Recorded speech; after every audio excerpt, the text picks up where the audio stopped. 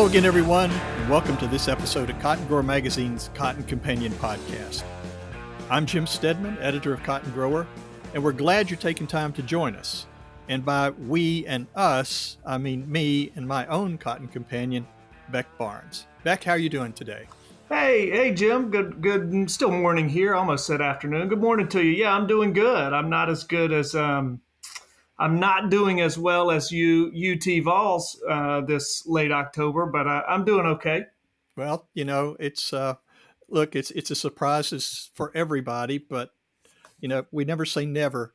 On these seasons, as you know, in the SEC, that we've got a couple tough games coming up here over the next 2 weeks, and we'll see if we can pass those tests and keep going. But yeah, it's been a fun ride. I told people last week after we beat Alabama, I made sure to wear orange or with something with a big T on it every day last week. So I kind of wore out the wardrobe a little bit. Yeah, a lot of orange on the streets here in Memphis. I tell people I am fortunate to work with the one humble Tennessee Volunteer fan in the state of Tennessee right now. I think that comes with experience. I've had my heart broken so many times, over the years. I think going way back to, I think, an Orange Bowl, Yeah. where a missed field goal cost us a chance to beat Oklahoma, and that was deflating for a young Jim Stedman, Yeah. but you know Good it's life lesson. that's right. It's a good life lesson. But as we all know, college football, regardless of who you pull for, um, it's always going to tear your heart out at some point. Yeah. So, you just Quite learn frequently, quite quite frequently frequently. in Yeah. my It's case. just good life lessons at that point. But anyway, regardless of that, um, as this episode posts, we are rapidly approaching Halloween. And I was thinking that perhaps trick or treat might be an appropriate way to kind of describe this year's cotton season. There were certainly plenty of tricks, ranging from moderate to severe drought to cold, wet planting conditions, and supply chain issues for obviously needed equipment, parts, fertilizer, farm chemicals, that sort of thing. And not to mention some neck breaking turns with cotton prices. But as we wrap up the season, there appear to be a few treats in store as the crop comes out of the field, certainly based on some initial reports coming out of the Southeast and the Mid-South. So we're going to explore some of these tricks and treats from the year to date with our good friend Dr. John Robinson. He's professor and extension cotton marketing specialist with Texas A&M in College Station. Yeah, that's right, Jim. Can't wait to hear from Dr. John Robinson. He's always sharp and brings unique perspective to us. So, but before we move ahead, we wanted to share this short message from this episode's sponsor. As you guys know, it's harvest season. You guys got harvest equipment out in the field, and we want to take every precaution to keep everybody safe, keep your crop safe out there. And so, with that in mind, we want to hear from our good friends at First Fire Safety. First Fire Safety is a fire protection company based out of Austin, Texas. We have developed a foam fire suppression system specifically designed to protect the John Deere round bale cotton harvester. We install this system and train operators all over the world. Be fire ready with a First Fire Safety fire suppression system.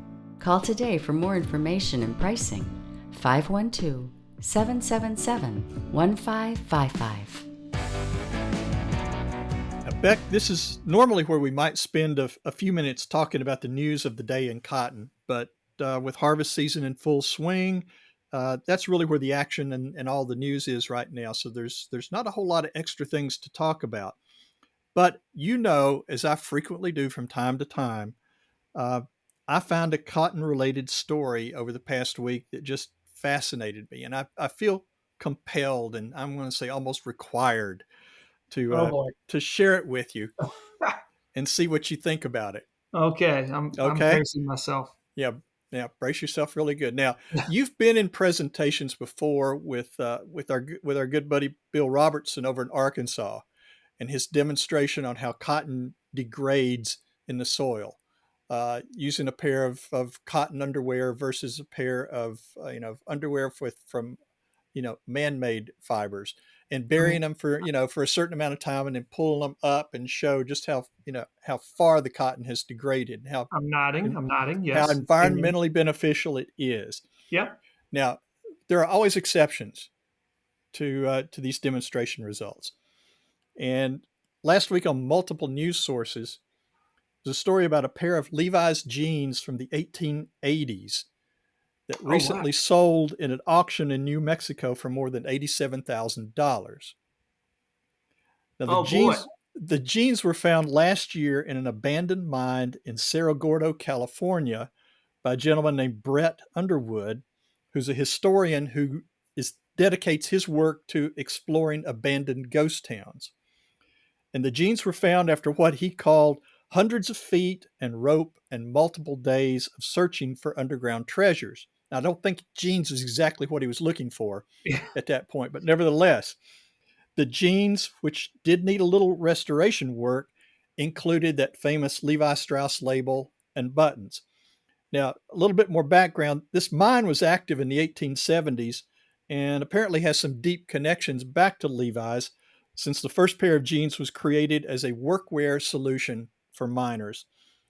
These reinforced pants pockets, of course, held tools, and the durable denim material helped them withstand some pretty harsh working conditions. The jeans were sold, like I said, for $87,400, which is one of the highest prices ever paid for a pair of denims, to two gentlemen, Kyle Hotner and Zip Stevenson, who has a vintage denim business and repair shop. Now, the jeans, obviously, not only are they extremely rare, but they were in fantastic worn condition and size. Stevenson, who's this, denim expert, said the jeans were surprisingly durable and could still be worn. Wow. He says there's a couple soft spots on them. It could use a little bit of reinforcement, but otherwise they're super duper solid jeans. So considering the average price, or so I'm told, for vintage jeans is about $100 a pair, it's a pretty good return on the investment for the folks who are selling those Yeah. jeans, don't you think? Absolutely. Yeah, we got to get to the folks over at Cotton Ink. Always thinking about trying to find ways to add value. Here we have it on a platter. If we've got to age all of our jeans by 120 years. Yeah, just bury them. Yeah. Just stick them in a mine somewhere for lock them away for about 120 years. I've probably got some in my closet from about 98 or so. I wonder how much I could get for those. They're probably. Now, I think Cotton Ink would probably want it as far as the the Blue Jeans Go Green program. They'd rather you go ahead and recycle all those. Well, I'm not going to recycle them if I can get $87,000 for them. I mean, sorry, Blue Jeans Go Green. Excellent program, but excellent program, but the ceiling has just been set. Yeah. Yeah. Yeah, it sure has. No, that's great. Well, that's a cool story there. I'd be interested to hear from what Dr. Bill Robertson take on why. I guess if you bury a pair, they're going to bury a pair of cotton underwear, it's going to degrade. But I'm assuming these were kind of left out in the open. I don't know. I would need to learn more about the condition in which these were found. I'm sure they were not completely buried, but still. And it also raises a question. What was going on when the guy had to abandon them? An excellent question. It's an excellent question, and we're just going to leave that for our audience to ponder at this point. I'm shuddering to think, yeah. Well, with that out of the way, it's time to welcome John Robinson, professor and extension cotton marketing specialist with Texas A&M, back into our virtual studio. John, welcome back to the Cotton Companion. How are you doing? Thank you. Other than football, I'm doing well and having an enjoyable fall season. That's great. Well, speaking of fall seasons, let's take first things first. I know we don't have all the harvest totals in yet. The last crop progress report showed Texas at 40% harvested, about 7 percentage points ahead of their 5-year average. But I know we've also seen a lot of widespread abandonment across the state. So after the year that Texas has struggled through, what are you hearing from these harvestable areas at this point? I'm hearing mixed things. Some reminiscent of a year or two ago when growers, what they'll say is, well, we thought we had more there, but when we got into the field, we're just not seeing the bulls or not seeing the bales. I've heard some of that. but it's kind of a mixed bag from south to north. There's some spots that came out okay, or certainly some spots came out better than others. Um, but there's probably most of the uncertainty is concentrated in the part of the state that hasn't been harvested yet. So that that sort of remains to be seen, whether there's a whole lot of that or whether USDA has kind of pegged it with the educated guess that they've made based on their field sampling, their bowl counting, and whatnot. I'm inclined to think that um, this October report that we had from USDA didn't have much of an adjustment on the production side, and I think going forward, that's there's going to be fewer and fewer surprises. Not to say that they're not going to tinker with the production number, because they will, but I think in terms of market influence, there's just going to be less and less to give us the kind of rally that I'll remind you that we had after the August report came out, and they went out on, in my opinion, went out on a limb and cut 3 million bales off of the U.S. production number as a monthly adjustment. I was astounded by that, and the market, we had a big rally, took us back up over $1, which has since faded. For the second time, we've had a major slump, which is probably continuing right now. Well, as we record this, we're sitting here a few days before Halloween. So I'm going to ask you, if you had to define tricks and treats to this 2022 cotton season, what would they be? So tricks being bad things, I can see if we continue to have evidence of weak demand, that confirms, I think, the guesses that are out there about weak demand. Weak demand coming from, the Federal Reserve is raising interest rates, putting the brakes on the economy, and slowing economic growth generally is bad for cotton demand, because in tough economic times, people cut back on discretionary things like wardrobe. So so the trick would be, just if we get more of that bad macro data, bad adjustments by USDA, bad weekly export numbers. We've had tepid, that's a nice word, tepid weekly export numbers. If that continues, then that's a trick. That'll be bad. In terms of a treat, I suppose we could, despite what I just said, there's always room for surprises. So if USDA surprises us again with another great big, larger than expected production cut, that might inject a little bullish sentiment into the market. But again, being late in the fall, I don't think it would last that long. So kind of a modest treat might be possible. Well, as you mentioned, prices have kind of settled back down to that mid 80 cent range, or fluctuating up At and 70. yeah, okay, fluctuating up or down. So as we've seen that, and like you said, the supply demand report came off as kind of neutral, with no overwhelming reasons for prices to climb again. Um, what's going on, and why at this point? Well, to be honest, I wouldn't call it the U.S. numbers were neutral. All they did really was cut 100,000 bales off of U.S. exports. But that kind of ties into the really bearish part of that report, was the world numbers.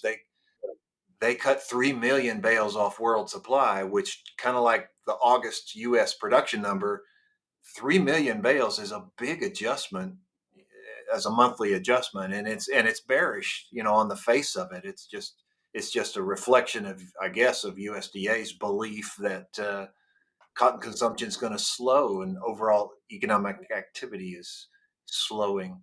So so I think that was the bearish aspect, and I think the market's been reacting to that since. Well, John, if I can jump in here, looking ahead to 2023, it seems like we're headed at this point in the year, starting to get into decision season. Decision season, easy for me to say, for growers. What should they be looking at right now? What indicators are out there to kind of help point them in a profitable direction? I mean, besides rain, we know out there in your part of the world, that's the biggest thing in the room. The biggest thing out there is, we need some rains. Yeah. But aside from that, I mean, what do they need to be considering? What other options might they have? That's a good question. So people are need to be and are looking at relative prices as they always do. So right now, new crop cotton futures are 75 cents or something. They're less than that. They're about 74, 73 this morning. And relative to corn, we're way poorer, relatively weaker than usual relative to corn prices, which in our world translates to sorghum prices. And also wheat prices are really strong. So cotton is really the worst of the bunch. So from a relative price standpoint, I could expect a cut in acres. Having said that, you brought up rain. So when Texas is in a drought situation, there's an influence of the drought that generally increases plantings of cotton out here, and it's because Texas it pencils out better. If you're growing a crop and harvesting a crop in a dry situation, cotton is better. If you're going to have a wipeout because of drought, cotton pencils out better as an insurance claim too. So historically, we tend to have more cotton acres planted. They plant it, they pay a lot for insurance, and then they see what happens. If it stays dry the way it's forecasted to, going into the first quarter of next year, um, just in Texas, we could have not a cut in cotton acres. We might even, I'm not going to say we're going to have an increase, but I wouldn't expect a very large cut in cotton acreage because of the drought response. Yeah. Then on the other hand, it's raining this week. There's a nice cold front passing over. It's going to rain again on Friday and Saturday. If we get some rains, there's a lot of wheat planted, as there always is, but having moisture over the winter might induce, and having $8 wheat prices may induce people to hang on to that grain. And, a lot of times they just graze it out or terminate it and plant cotton by mid-March. But this is the kind of year somewhat different where wheat is actually attractive enough economically that the decision may be, well, I'm not going to plant cotton and insure that. If we get enough moisture, I'm going to plant wheat. I'm going to keep my wheat. I might even keep it for grain. I'm not going to say that's unusual. Well, it is unusual. But this is the kind of year, because of high prices, if we get enough moisture, that may happen. And also, the more it rains, the more feasible it is to plant corn. So there's a whole bunch of kind of trade-offs in there that make it complicated to answer the simple question: will Texas be more or less cotton? Gosh, I can't even imagine. I know that they will take a rain right now, or anytime between now and planting season. They'll take whatever rain they can get. But I just can't imagine how frustrating that must be to have the season that those guys out there had this year, and then you're doing harvest, or you wrap up harvest, and here comes a rain cloud. I mean, you got to be a little sour about that. John, you mentioned the role that insurance plays in these guys' thinking, and how rain might impact that. I mean, what role did crop insurance play for growers this past year? And this may be a kind of a dumb question, but I wonder, is it pretty much 100% of the guys out there going to have the crop insured? I mean, I would hope so, especially in light of a year like this. It's basic. It's fundamental. Crop insurance is necessary to backstop and enable farm finance. You're not going to get an operating loan unless you've got the value of that potential crop, the lint and the seed, covered with the available insurance products. So and it's obvious in a year like this that you need it, but we never, it's Texas. It's always potentially going to be hot and dry. Doesn't matter if we're in a drought or if it's just normal hot and dry. So crop insurance is fundamental, and everybody everybody is going to insure their crop, or they're not going to plant it. It's always vital. This year it's going to be important going in. We'll have carryover debt if people have losses. Crop insurance doesn't it doesn't make you money, and it might not even make you all the way whole. It's just going to make you somewhat whole and allow you to refinance. And, they'll have carryover debt going into next spring. So it'll continue to be important. John, quick question: if growers are looking at everything right now as harvest finishes and they start looking toward next year, what would you tell them to help with their planning right now? Any sage advice?